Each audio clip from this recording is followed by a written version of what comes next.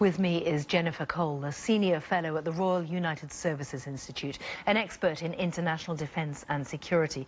And Jennifer, we were just saying this could not have been more public, this use of VX. Yeah, it's very interesting. They chose both to reveal that they have access to this weapon and that they used it in such a public place. But also, as far as I understand it, there has been no confirmation from North Korea that they were involved in this yet. So it's both a very public act, but also there's state deniability of that, and I find that particularly interesting.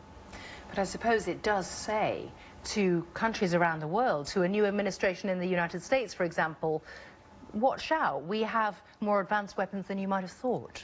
I think it's also very interesting to look at it in a parallel for the Alexander Litvinenko poisoning with polonium. I think what it's saying is we can get our enemies anywhere at any time. Yeah, that was a Russian here in London.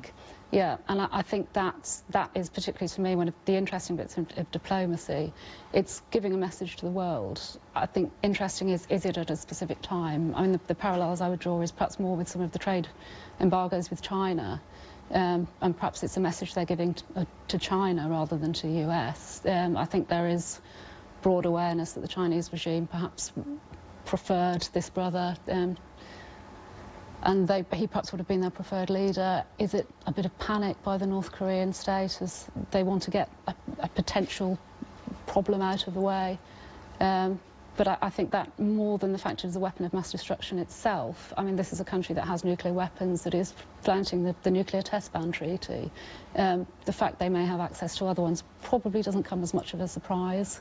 And actually the fact they've chosen to confirm that in such a public way, I think is actually the interesting part of this event. And I am fascinated by what you're saying about North Korea and China, because China's under quite a lot of pressure to back off, not to protect so much, not to send defectors back, not to facilitate North Korea. And what you're saying to me is Pyongyang is saying, look, we could be more dangerous. Yeah, and I think it's very much be aware of how dangerous we can be. Don't cross us.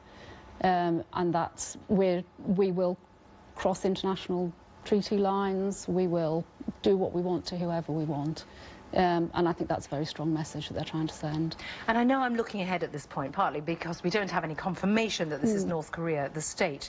But if the international community were to react, saying a chemical weapon of mass destruction has been used, maybe we just need to step up sanctions or action against North Korea, I mean, there's a message here too. There is. It's very difficult as to what that message could be. They haven't signed the Chemical Weapons Convention, so they're non-party to that. They've used a weapon, if it is them that used it, they've used a weapon that they never said they wouldn't.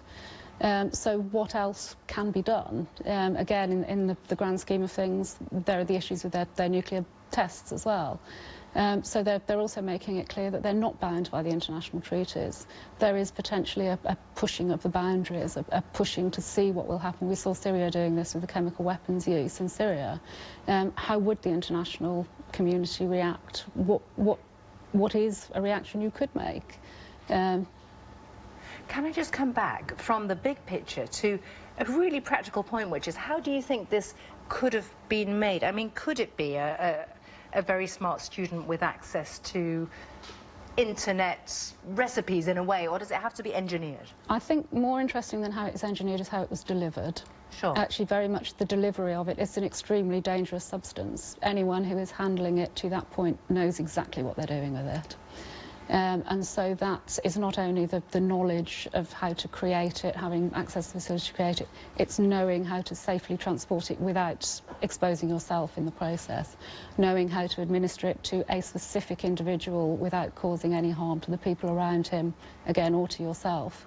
And to me, that is beyond a lone actor. That has to have some kind of wider support network behind not only the scientific knowledge, not only the facilities, but actually the weaponisation of that into an assassination delivery weapon. Fascinating and worrying, Jennifer.